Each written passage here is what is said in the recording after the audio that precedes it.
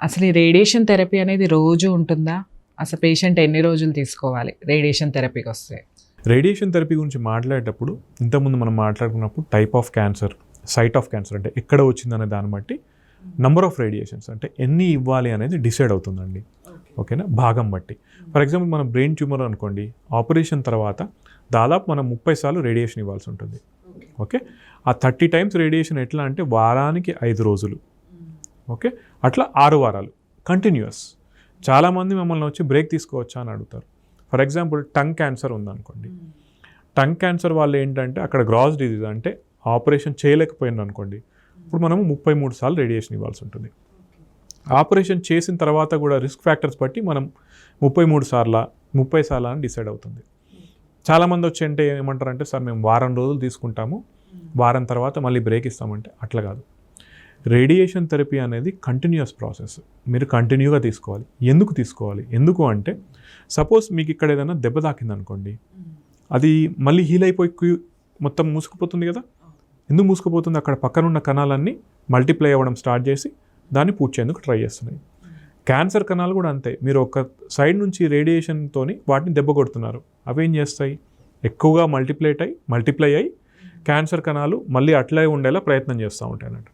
అప్పుడు మనం చేయాల్సిన పని ఏంటి? రేడియేషన్ని కంటిన్యూస్గా ఇస్తూ ఉంటే ఆ కణాలు రెప్లికేట్ అవ్వకుండా వెంటనే చనిపోతాయి అన్నట్టు. అందుకు మనం రేడియేషన్ అనేది కంటిన్యూస్గా ఇవ్వాల్సి ఉంటుంది. ప్రతి భాగానికి ఒక ప్రోటోకాల్ ఉంటుంది. అయితే రేడియేషన్ థెరపీ డైలీ ఎంతసేపు ఇవ్వాల్సి ఉంటుందనంటే యాక్చువల్ ట్రీట్మెంట్ టైం 2.5 నుంచి 3 నిమిషాలు ఉంటుందండి, అంతే. మనకు ఓవరాల్గా అంతా సెట్ చేయడం కలుపుకొని హార్డ్లీ ఒక 10 మినిట్స్. సో డైలీ ఒక 10 మినిట్స్ మీరు అక్కడ ఉండాల్సి ఉంటుంది. మీరు మీ టైమింగ్ అంతా అడ్జస్ట్ చేసుకొని ఆ 10 మినిట్స్ అక్కడ కేటాయించగలిగితే then you can do your normal activities day అంతా కూడా. ఓకే సార్, కోమార్బిడిటీస్తో ఉన్న పేషెంట్స్ ఎలా రియాక్ట్ అవుతారు సార్ ట్రీట్మెంట్కి? అంటే అసలు వాళ్ళకి ఇవ్వచ్చా ఇవ్వకూడదా ఇవన్నీ చెప్తారా? చెప్తామండి. అంటే కోమార్బిడిటీస్ కూడా ఎట్లా అంటే ఫర్ ఎగ్జాంపుల్ ఒక డయాబెటిక్ పేషెంట్ ఉన్నారు, ఫీమేల్. వాళ్ళకి పొత్తికడుపు భాగంలో మనం కనుక రేడియేషన్ ఇస్తున్నాం అనుకోండి, వాళ్ళకి ఏం యాంటిసిపేట్ చేస్తామంటే యూరిన్ ఇన్ఫెక్షన్ వచ్చే ఛాన్సెస్ ఎక్కువ ఉంటాయని చెప్తాం. సో వాళ్ళకి ఏంటంటే మీకు యూరిన్లో కొంచెం మంట వచ్చినా కూడా ఏదొచ్చినా కూడా మాకు చెప్పండి అని చెప్తాం అన్నట్టు. సో డయాబెటిక్ ఉన్న వాళ్ళకి ఇన్ఫెక్షన్ ప్రోన్ కాబట్టి దాని ప్రకారంగా ఏ సిమ్టమ్ వచ్చినా ఏ ఇబ్బంది వచ్చినా వెంటనే మాకు చెప్పండి అని చెప్తాం అన్నట్టు. ఇది డయాబెటిక్స్. హైపర్ టెన్షన్ కానీ లేదా కార్డియాక్ గుండె సంబంధిత వ్యాధులు కానీ ఏమైనా ఉంటే కనుక దీనికి ఉన్న రేడియేషన్కి ఏం సంబంధం ఉండదండి. యాజ్ సచ్ నార్మల్గా చేసుకుని వెళ్ళొచ్చు. కాకపోతే గుండె భాగంలో అంటే ఊపిరితిత్తుల భాగంలో ఎప్పుడన్నా రేడియేషన్ ఇవ్వాల్సి వచ్చినప్పుడు మనం ఏం చేస్తామంటే గుండెకి ఎక్కువ డోస్ వెళ్ళకుండా చూసుకుంటూ ఉంటాం. అలాగే కీమోథెరపీలో కూడా కొన్ని డ్రగ్స్ ఉంటాయి, హార్ట్ని ఎఫెక్ట్ చేసేటివి కానీ అవన్నీ. వాటిని ఏంటంటే డోసేజ్ అనేది మాడిఫై చేసుకుంటూ వెళ్తూ ఉంటాం. ఈ షుగర్ ఉన్న వాళ్ళకి ఇన్ఫెక్షన్ వచ్చే ఛాన్సెస్ ఎక్కువ ఉంటాయి కాబట్టి వాళ్ళకి ఏం చెప్తామంటే కీమోథెరపీ ఇచ్చిన తర్వాత వెంటనే మీరు ఒక 1 వీక్ తర్వాత అట్లా బ్లడ్ టెస్ట్ చేసుకోండి, లేదా మీకు ఫీవర్ కానీ అట్లా ఏమైనా ఇబ్బంది ఉంటే వెంటనే మాకు చెప్పండి అని చెప్తాం. కోమార్బిడిటీస్ ఉన్నాయని చెప్పి ట్రీట్మెంట్ని మాత్రం ఆపేయం. వాళ్ళ ప్రకారంగా ట్రీట్మెంట్ని ట్యూన్ చేస్తూ ఉంటాం. బేస్డ్ ఆన్ వాళ్ళకున్న ప్రాబ్లమ్ని బట్టి చెప్తారు. సార్ ఇందులో మళ్ళీ డైట్ ఎస్పెషల్లీ మీ ట్రీట్మెంట్ ఇచ్చే టైంలో కానీ లేకపోతే ఇప్పుడు జనరల్గా షుగర్స్ తీసుకోవద్దు అని చెప్తూ ఉంటారు, ఇటువంటి రెస్ట్రిక్షన్స్ ఏమైనా చెప్తారా? అంటే ఇందులో మీరు అడిగిన క్వశ్చన్ నేను 2గా తీసుకుంటాను. షుగర్ తీసుకోవద్దు అని చెప్తారు, అది అబ్సల్యూట్లీ ఫాల్స్ అండి.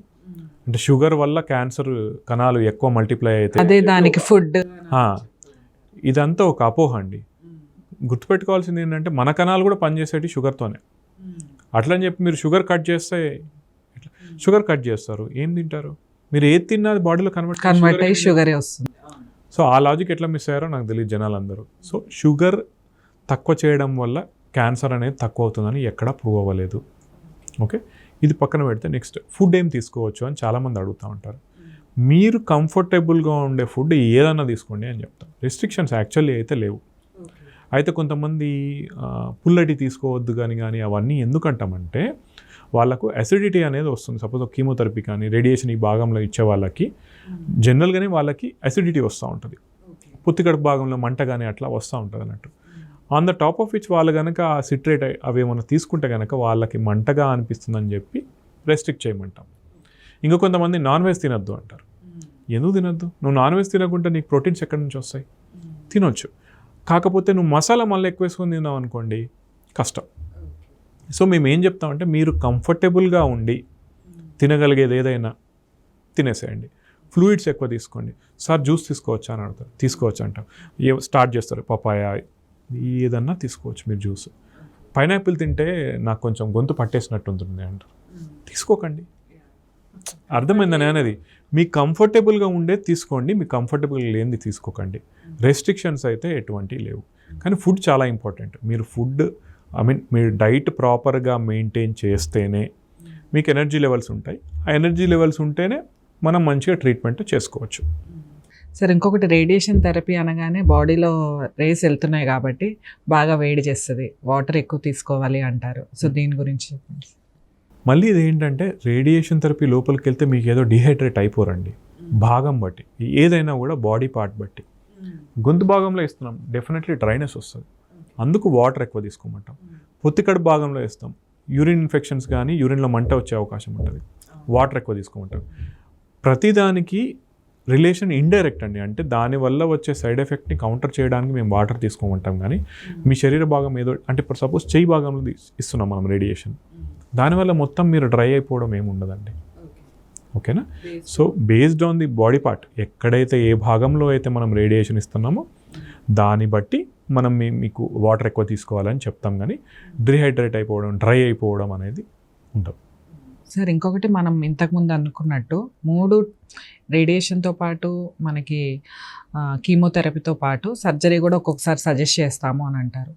ఈ రేడియేషన్, కీమోథెరపీ, ఈ సర్జరీ ఉన్నప్పుడు ఈ 2 సజెస్ట్ చేసినప్పుడు ఈ 2 ముందు చేస్తారా, సర్జరీ ముందు చేస్తారా, ఎలా ఫాలో చేస్తారు? ఇది everything goes to tumour type, tumour site, ఏ రకమైన ట్యూమర్ ఏ భాగంలో వచ్చింది. మళ్ళీ తీసుకుంటే బ్రెయిన్ ట్యూమర్, సర్జరీ, ఆ తర్వాత రేడియేషన్ ప్లస్ కీమోథెరపీ. సర్జరీ అవ్వలేకపోతుంది, రేడియేషన్ ప్లస్ కీమోథెరపీ. టంగ్ భాగం సర్జరీ ఫస్ట్, దాని తర్వాతనే radiation plus chemotherapy. Food pipe భాగం, దానిలో ఏంటంటే ఫుడ్ పైప్లో కూడా పార్ట్స్ ఉంటాయి, మిడ్ లోవర్ అని ఉంటుంది అన్నట్టు. వాటిలో ఫస్ట్ రేడియేషన్ ప్లస్ కీమోథెరపీ ఇచ్చి దాన్ని స్ట్రింగ్ చేసి ఆ తర్వాత సర్జరీ చేస్తారు. సైజ్ పెద్దగా ఉన్నదాన్ని సైజ్ రెడ్యూస్ చేసి. రెక్టమ్ భాగం అంటే మనకు లెటరినల్ భాగం ఏదైతే ఉందో దానిలో కూడా అంతే, ఫస్ట్ రేడియేషన్ ప్లస్ కీమో ఇచ్చి ఆ తర్వాత ఆపరేషన్ చేస్తాం. సర్వైకల్ క్యాన్సర్ వచ్చింది, early stage surgery followed by మనకు రిస్క్ ఫ్యాక్టర్స్ బట్టి రేడియేషన్ ఆ కీమోథెరపీ. సర్జరీ చేయలేకపోయినాం, ఫస్ట్ రేడియేషన్ ఆర్ కీమోథెరపీ. ఇవన్నీ ఏంటంటే హార్డ్ అండ్ ఫాస్ట్ రూల్స్ ఇందులో. అంటే మనం అన్నిటికీ ఒకటే బ్లాంకెట్గా ముందు సర్జరీ తర్వాత కీమో తర్వాత రేడియేషన్ అట్లా చెప్పలేమండి.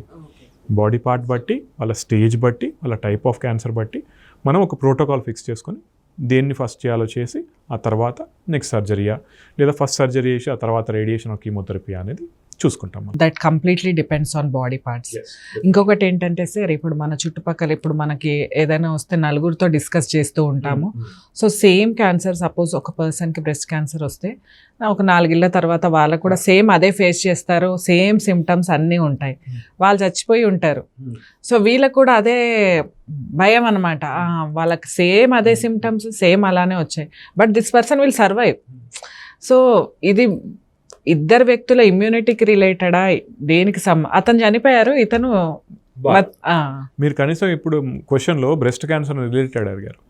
మా దానిలో ఎట్లుంటుందంటే ఎర్లీ స్టేజ్ బ్రెస్ట్ క్యాన్సర్ వాళ్ళ తాతకే వరకు హెడ్ అండ్ నెక్ క్యాన్సర్ వచ్చి వెంటనే చనిపోయారు, దీన్ని రిలేషన్ చేసుకొని అడుగుతారు.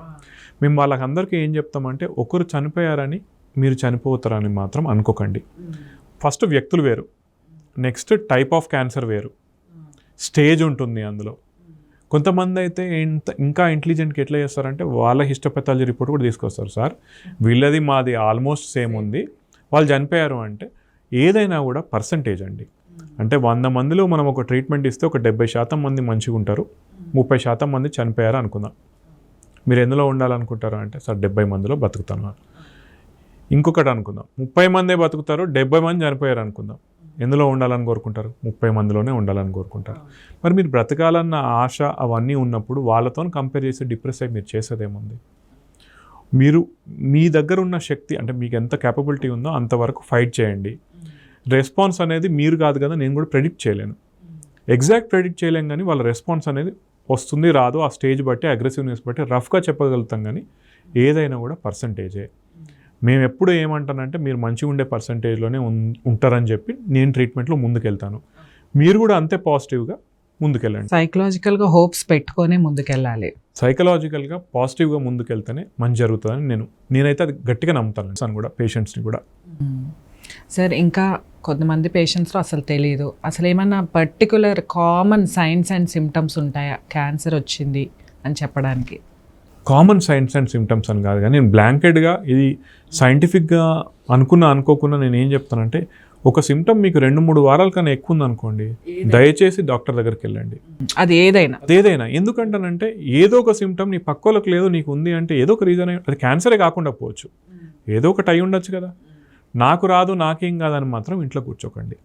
ఫర్ ఎగ్జాంపుల్ ఇక్కడ అల్సర్ అయింది నోట్లో, చాలామందికి అల్సర్ అట్లనే ఉండిపోతుంది, పెయిన్ ఉండదు, క్యాన్సర్ అయి ఉండొచ్చు. అది సింపుల్ది కూడా అయి ఉండొచ్చు, క్యాన్సర్ కూడా అయి ఉండొచ్చు. టంగ్ మనకు పన్ను భాగంలో కొంతమందికి చిన్న అల్సర్ అవుతుంది, వాళ్ళు నెగ్లెక్ట్ చేస్తారు, ఏం కాదులే మనకి ఇది విటమిన్ లోపం వల్ల ఇవి అనుకొని విటమిన్ ట్యాబ్లెట్లు వాళ్ళు మింగుతూనే ఉంటారు. మేము వాళ్ళకి ఏం చెప్తామంటే విటమిన్ లోపం ఉందో లేదో నీకు నువ్వు ఎందుకు డిసైడ్ చేసుకోవడం, పక్కకు కొంతమంది ఏమంటారు మనీ లేకుండా గవర్నమెంట్ హాస్పిటల్కి వెళ్ళు, గవర్నమెంట్ సర్వీసెస్ కూడా ఉన్నాయి కదా, ఒకసారి చూపించుకుంటే ఏమవుతుంది. సరే ఇవన్నీ మరీ పాయింటింగ్ అని కాకుండా మీరు అడిగినట్టు సిమ్టమ్స్ ఏమైనా ఉంటే, టంగ్ క్యాన్సర్లో మోస్ట్ కామన్లీ వచ్చేది అల్సర్ అండి, ఆర్ పండ్లు లూజ్ అయిపోవడం, డెంచర్ లూజర్ అది, లేదా నెక్స్ట్ ఈ గొంతు భాగంలో తీసుకుంటే కనుక గొంతు ఏంటంటే మింగేటప్పుడు కొద్దిగా ఇబ్బంది అనిపించడం, లేదా బ్లడ్ పడడం ఇది. నెక్స్ట్ ఊపిరితిత్తుల భాగం తీసుకుంటే కనుక వాళ్ళకి రిపీటెడ్ కాఫ్ రావడం, లేదా కొంచెం హెవీనెస్ అనిపించడం అట్లా. బ్రెస్ట్లో వచ్చేసి గడ్డలు ఫామ్ అవ్వడం, సో క్లినికల్గా వాళ్ళు బ్రెస్ట్ చూసుకుంటూ ఉండాలి.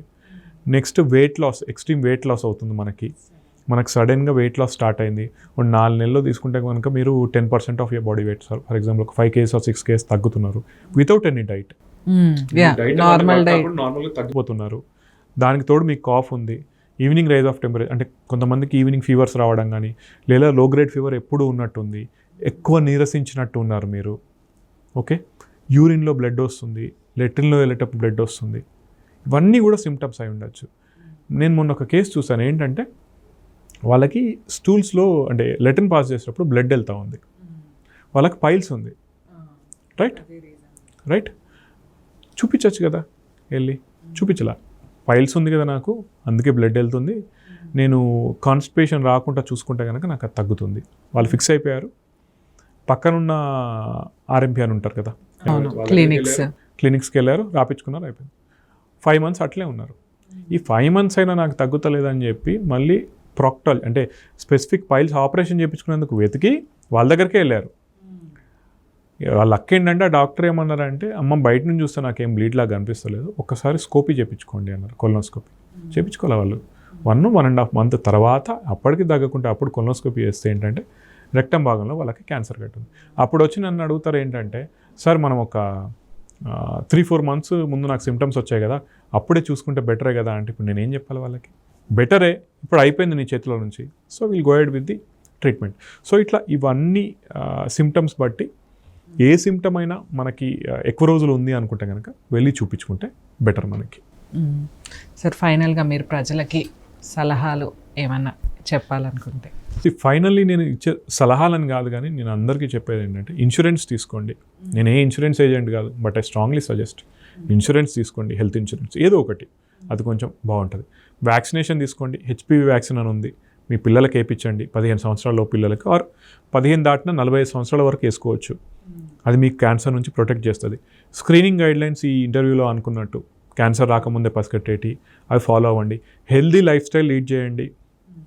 గ్రీన్ లీఫీ వెజిటేబుల్స్ ఏమైనా ఉన్నాయి, ఆర్ గ్రీన్ అంటే ఏదో ఒకటి కీరా కానీ ఏదో ఒకటి యాంటీ ఆక్సిడెంట్స్ ఉండే వెజిటేబుల్స్ ఏవైతే ఉన్నాయో మీ డైట్లో భయంకరంగా తినకున్నా కూడా పొద్దున కానీ ఏదో ఒక టైంలో తినగలిగితే బెటర్. జంక్ ఫుడ్స్ అవాయిడ్ చేయండి అని చెప్దాం అనుకున్నాం కానీ ఇంకా అవాయిడ్ చేసే పరిస్థితులు లేనట్టున్నారు.